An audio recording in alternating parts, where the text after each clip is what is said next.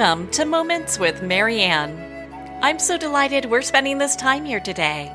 We have a very inspiring show coming right up with special guest, Brad Kronen, and he's here today to share with us Astrology for Modern Times. Now, many of you will remember Brad. He's been on the show before. He's described as a tarot master by the Huffington Post and has been using his talents as a professional astrologer and tarot card reader for the last 25 years. A classically trained opera singer, Brad originally studied psychology, earning a bachelor's degree in both that subject and English literature at Fairfield University in Connecticut. He's performed his tarot skills at such events as the Academy Award Gifting Suites and the Emmy Award Gifting Suites. And Brad has also appeared on The Real Housewives of OC on the Bravo channel. So let's welcome to the show, Brad Kronen. Hi, Marianne. Thank you. Oh my goodness, Brad, what an honor it is that we get to do this again. I mean, you're just one of the most gifted people I think I've ever met. Oh, thank you. I appreciate it. Oh my goodness. Well, and so why don't you share with us? I mean, last time we were here, we talked about love and all sorts of great things. Why don't you share with us what you've been working on? Well, last year was very significant in many ways. First off, a thing called the Great Conjunction of 2020 occurred, where the planets Jupiter and Saturn were conjunct or within the same proximity in the sky, less than 1 degree apart from each other. And that happens once every 20 years, but even more incredibly rare. It usually happens in Earth, the element of Earth. And in 2020, it happened to the element of air for the first time ever in like 800 years. So it's a very big deal.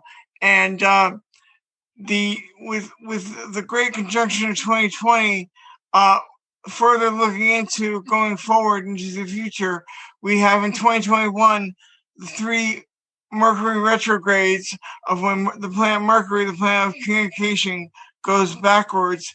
We see that they all are happening in air signs in Gemini, Libra, and Aquarius. And when the Great Conjunction occurred on December 21st of 2020, that's officially when the age of Aquarius began. A new age of man officially began.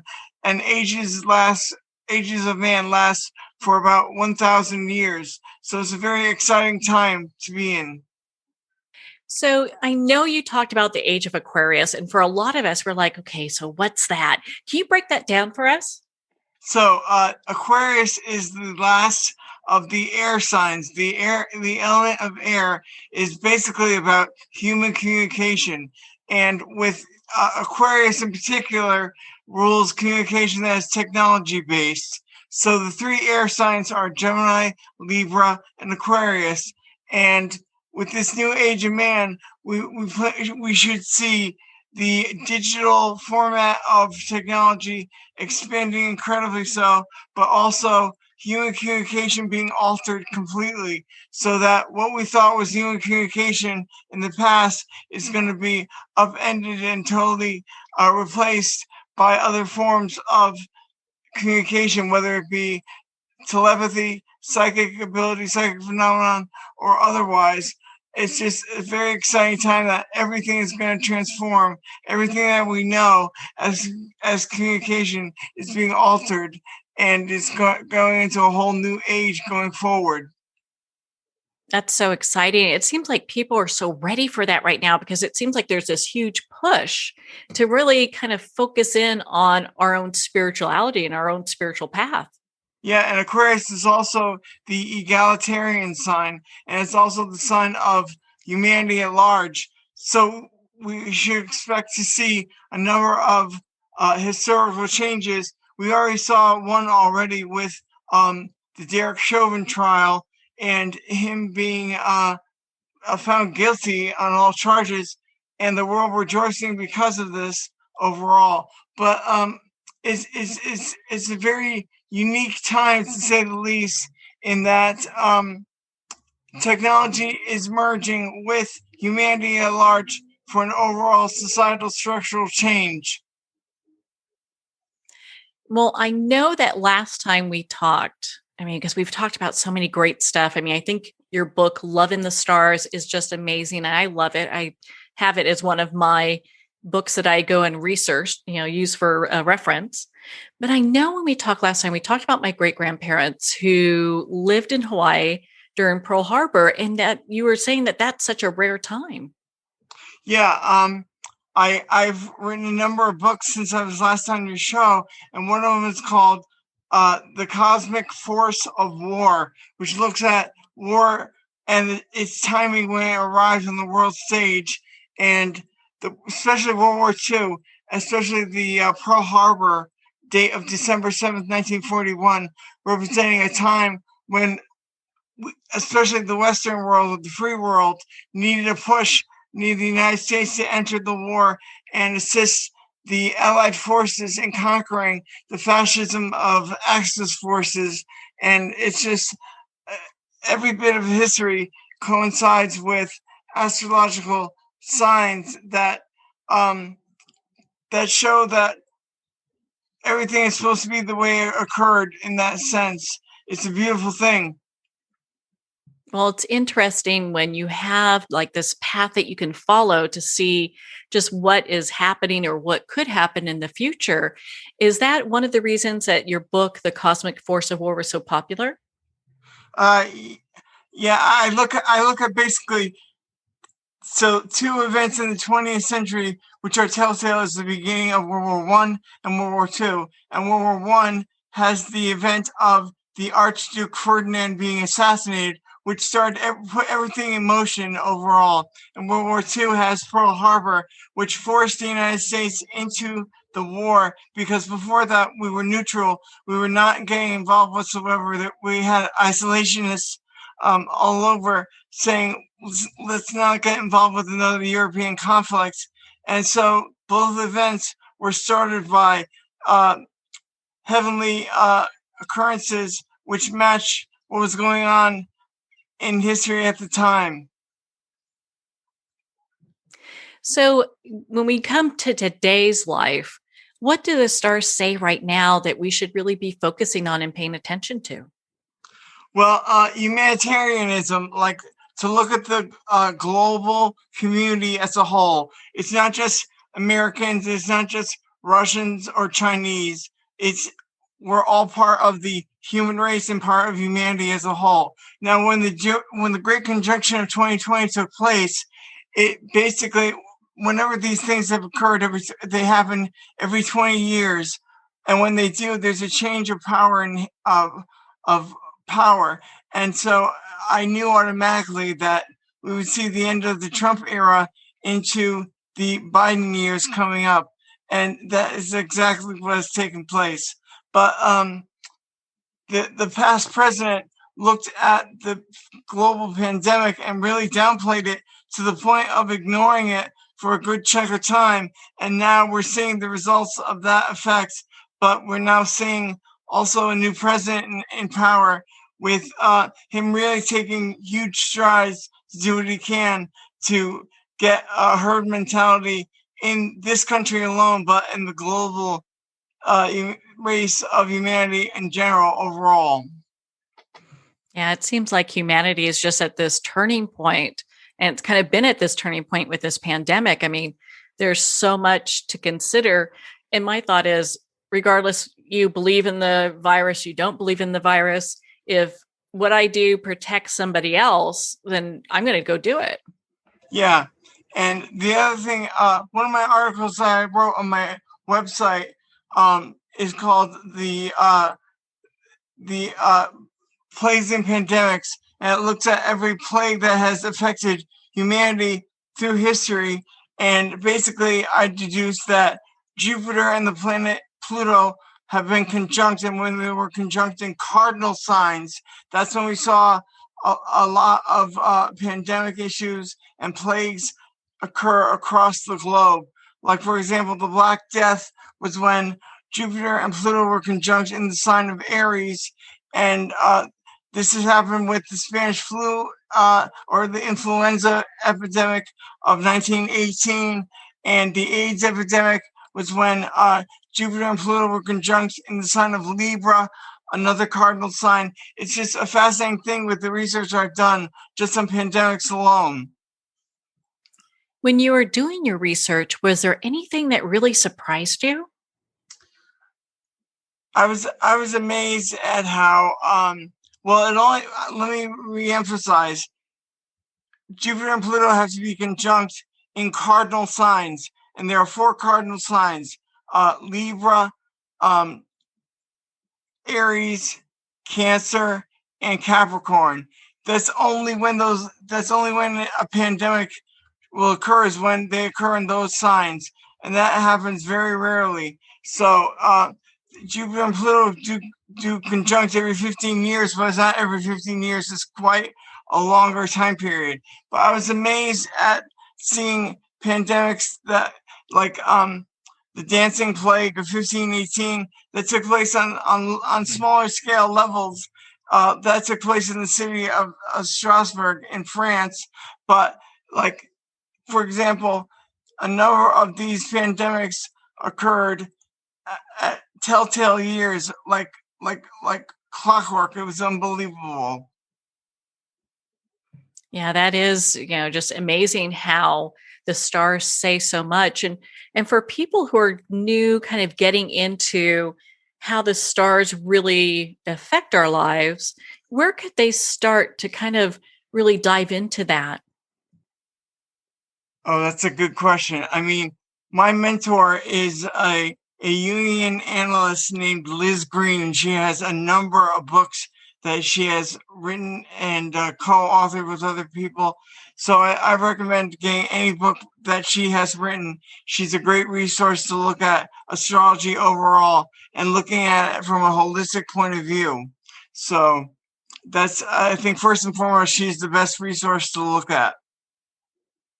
Yeah, it's so good to have all these resources. And of course, your books, because I think your books really help educate people when it comes to how we can use the stars to really understand more information. Yeah, and my 2 biggest loves in life are, or passions in life, are astrology and history. So I've written a number of books that look at history overall with astrological events that have taken place, and merging the two and analyzing them extensively. So, what is one of the number one things people come to you for when they want to understand how the stars affect their lives, especially now in the age that we're in?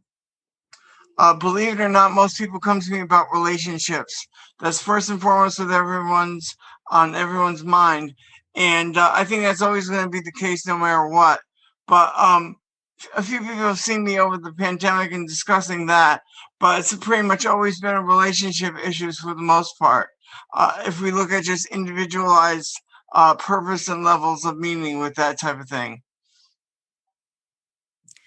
So, when we talk about the age of Aquarius, and we've kind of dived into that a little bit as far as what to expect, how is it going to be kind of rolling out over, the next few years, and how long does it last?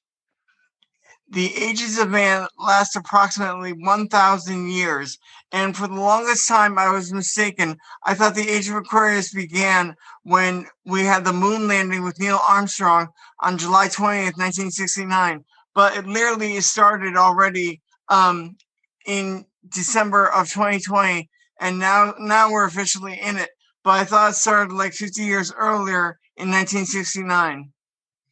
So we can expect the age of Aquarius. Aquarius is the third and last of the air signs, and it is the most technologically advanced, the most egalitarian, humanitarian of the air signs, and it focuses on human communication. I see human communication really altering to the point where what we thought was how we communicate with one another is going to transform either to telepathic levels or to psychic levels overall.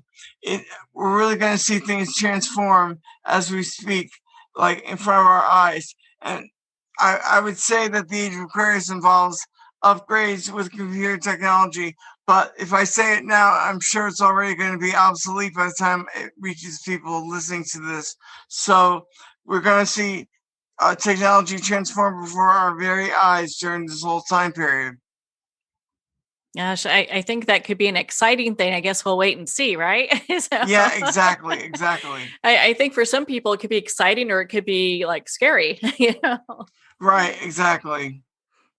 The computer really terrified so many people that were around at the time. And now it's part of our culture, which I really think that during the age of Aquarius, things like telecommunication, psychic capabilities, and things of that like are going to be more and more of a structural societal norm and something that we're quite used to going forward in the future. Well, thank goodness we're in the time that we are being able to reach this area of expansion. Because while it may happen for some people today, maybe not for others today, it will as years go on. Yes, exactly. I've got to ask you, like your book, The Cosmic Force of War. I mean, you've got so many great books. What inspired you to write that one? My cousin was actually at Pearl Harbor. He was 19 years old at the time. And when I met him, I only met him once in my life. It was at my grandmother's funeral. I was the family historian even way back when there were no computers and the like. So I interviewed him, and it was based on his experiences that the anniversary of Pearl Harbor was happening, the I think 75th anniversary. Um, and from there, I looked at World War One and drew a chart and looked at basically how the world was set aflame with this one event taking place, the Archduke Ferdinand's assassination, and from there, everything unraveling over time because the world was very much an imperial place uh, before this First World War took place, and afterwards there were no such things as monarchies that owned countries and that owned colonies everywhere. It was all structurally changed dramatically so, and the world was a new and different place because of it. Yeah, that's just amazing. And I know you've done so much great research for this book and bringing that all together. Thank you for sharing what the inspiration was. I mean, I hear of Pearl Harbor and I automatically think of my great grandparents, and how they felt that day. Yeah, and it's funny because he had just happened to get up like extra early. It was a Sunday morning, and he said it was a gorgeous day, and everyone was out doing maneuvers in the Navy, and he was like on a ship, just kind of in the background. And then I said, "Well, how did you know you were being attacked?" He said, "Oh, kamikaze hit the plane." I was like, "Oh my god!" And basically he gave me some disgusting details of what happened to that pilot, but he said that's how we knew we were being attacked was a plane landed on the deck of the ship I was on. It was fascinating. Yeah, it's a interesting and terrible time at the same time, Yeah. just it's such a loss of humans and it's just so sad. And he always had a haunted look on his face that his whole entire life, and he died with the expression on his face like his eyes were as if he was looking through you and not at you. It was a really really mystifying countenance he had. So just being able to hold all that energy, his entire life, because I'm sure that was just really, really difficult. yeah, yeah. He I think during his adult years, he never really got over the fact he witnessed what he witnessed, and just he never really had anything really successful take place. He was way too haunted, shall we say? But I owe it to him that that book is written, and I have it thankfully because of all his retelling of that one day. So, when we look at the coming year, are there any configurations that are happening that we really should pay attention to? Yes, there are. So Mercury, the planet Mercury, which rules human communication, goes retrograde or backwards in its cycle 3 times a year every year, sometimes more, but 3 to 4 times every year. And this year, it's all happening in the air signs in Gemini, Libra, Aquarius, and that's an indication that human communication is about to transform and greatly be altered and change as we know it. So it's very exciting. Just go looking at the 3 Mercury retrogrades taking place this year. You hear people talk about the Mercury retrograde and how just difficult that is for them. Is that really true, or can there be any positive effects of the retrograde? Well, all the planets are pretty much every planet in our solar system has a retrograde cycle. But with Mercury, especially if you're an air sign, Gemini, Libra, or Aquarius, your communications get followed up. In other words, like if you leave a voicemail, it doesn't get recorded. If you try to call someone, you get static, so on and so forth.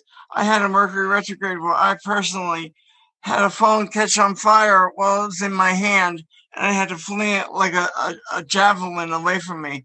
But things naturally go in the field of communications. There's always some sort of major error or screw up that takes place. I would say double check your messages, double check your communications quite often during any given Mercury retrograde.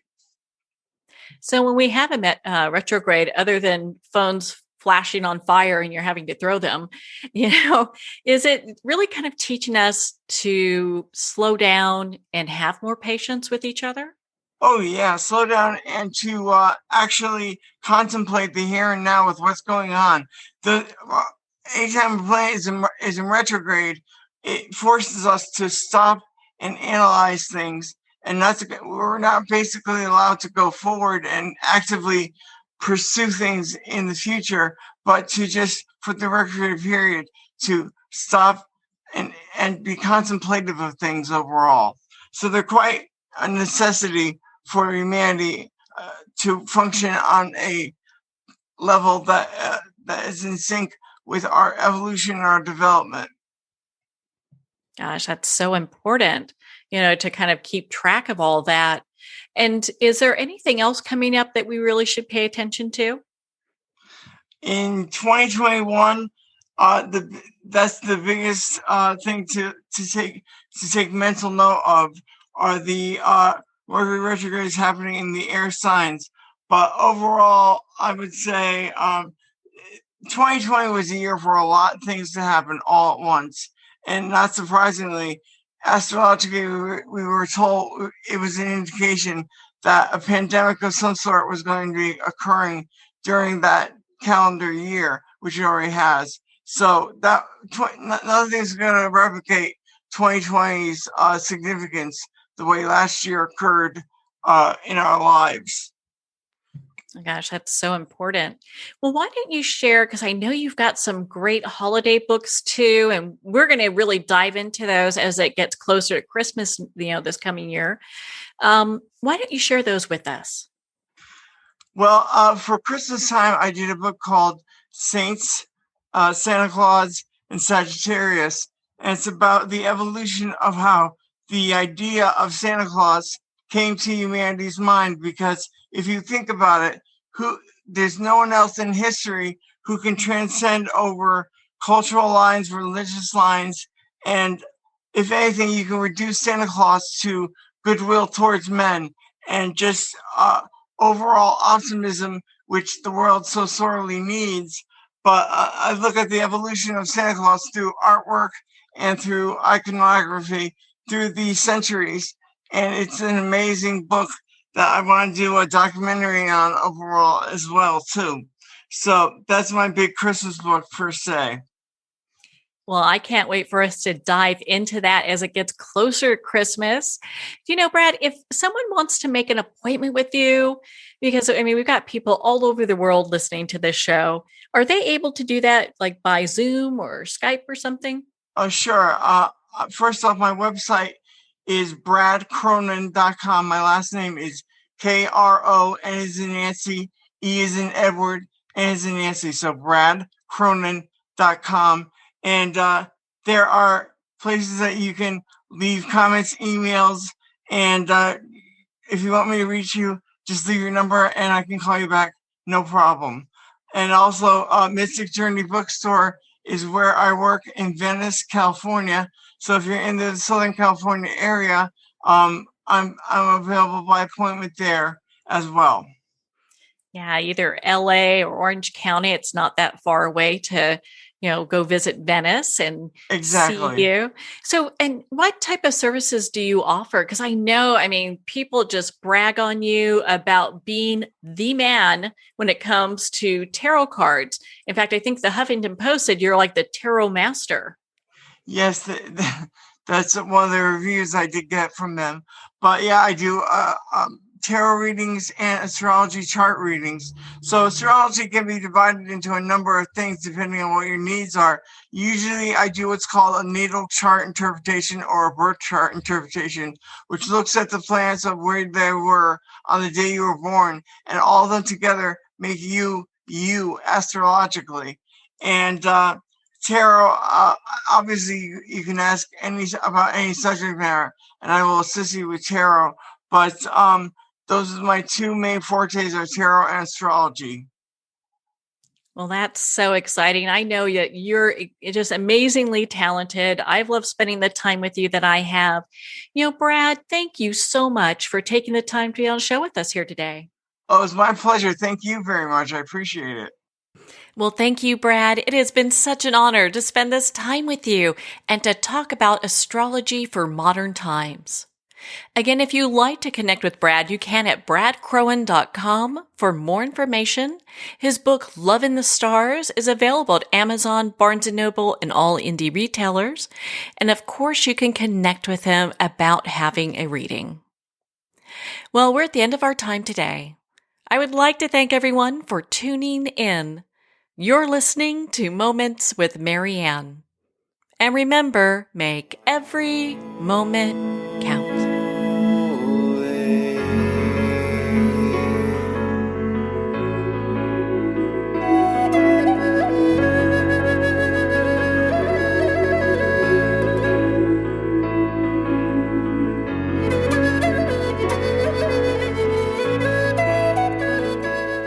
In a single moment, your life can change. Moments with Marianne is a transformative hour that covers an endless array of topics with the best of the best. Her guests are leaders in their fields, ranging from inspirational authors, top industry leaders, and business and spiritual entrepreneurs. Each guest is gifted and a true visionary. A recognized leader in her own work, and while teaching others to develop, refocus, and grow, Marianne will bring the best guest and sometimes a special surprise. Don't miss this. You never know just which moment will change your life forever. Moments with Marianne airs every Sunday, Monday, Thursday, and Friday at 8 p.m. Eastern and 5 p.m. Pacific Time. Make sure to tune in and visit momentswithmarianne.com for more information.